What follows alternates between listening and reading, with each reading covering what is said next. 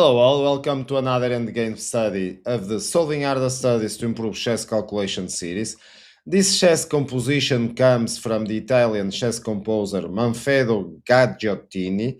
It's very interesting. As you see, white just has a pawn and a rook, and it's white to play and to win. As always, if you haven't, I suggest you watch the guide. If you are already prepared, the countdown of 10 minutes will start, and then I'll resume with the starting of the solution when it's over.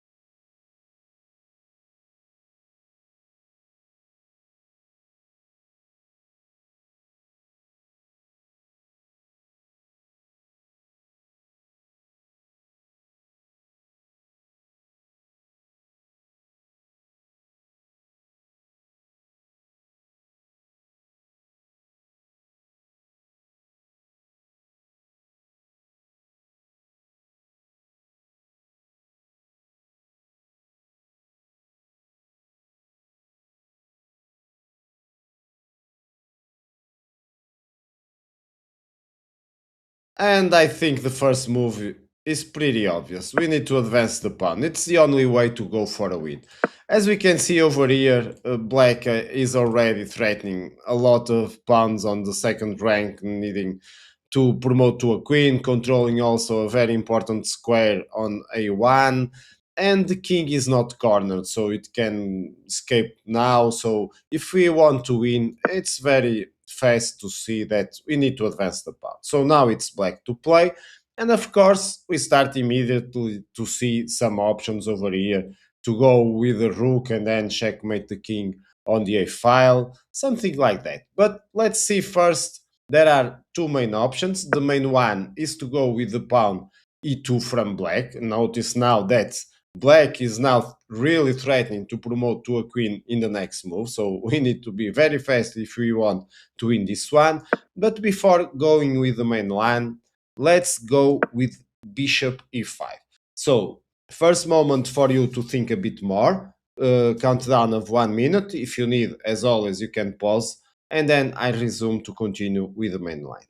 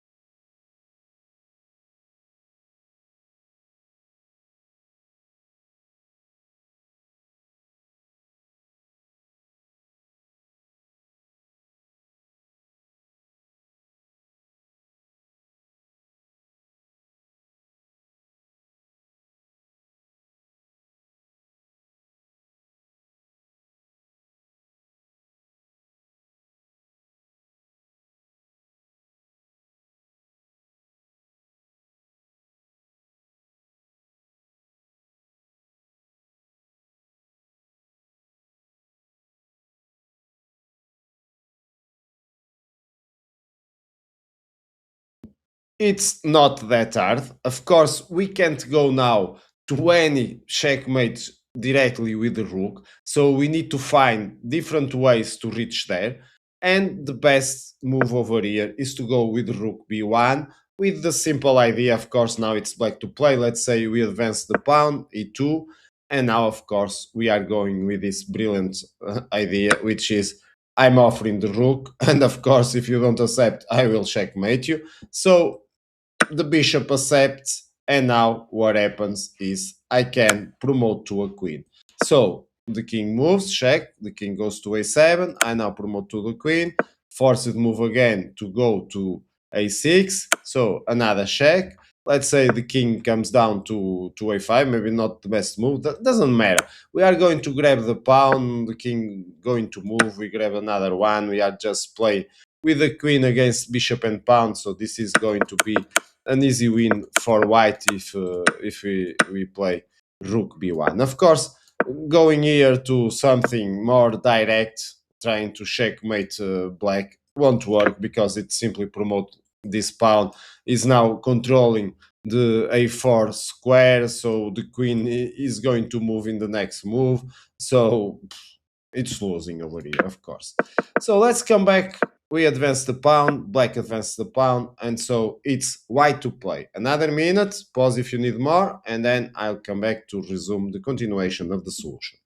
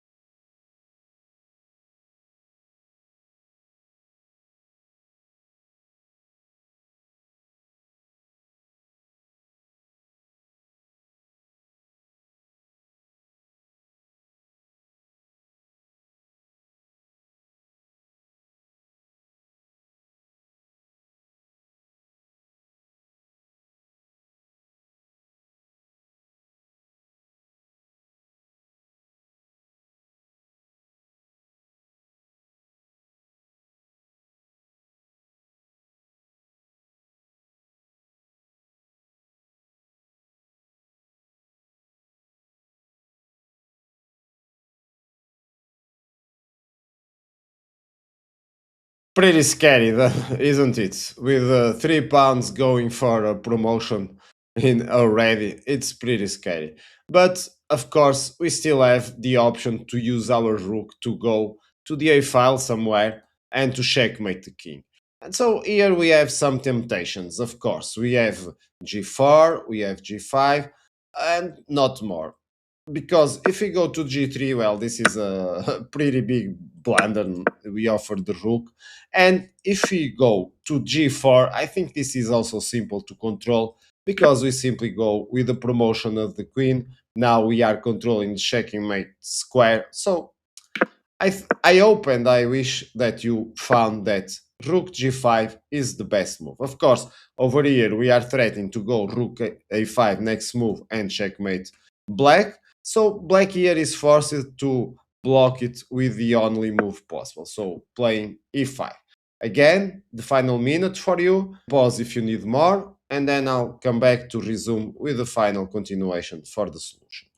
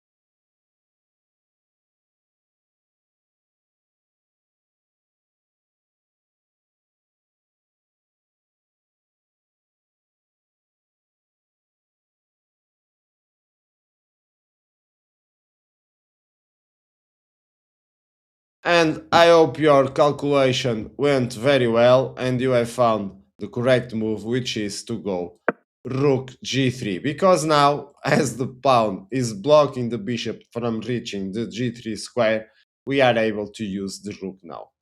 Of course, the other possible move that we are going to think it's to go with rook g7. So the idea is to check the king. When the bishop takes the rook, then I checkmate advancing the pawn. But the problem over here, I think you now can find it very easily, is to go and promote the queen. And it's game over because the rook can now check the king again, but there's no more checkmates because the queen takes the pawn. So the small detail over here, and I think this is the hardest one to find, is first we need to go to g3. Why? Because if we go directly to g7, we already know that the b pawn can promote to a queen. But of course, if now it promotes to a queen, I simply can go for the direct checkmate, check, then the bishop blocks and I take the bishop with checkmate.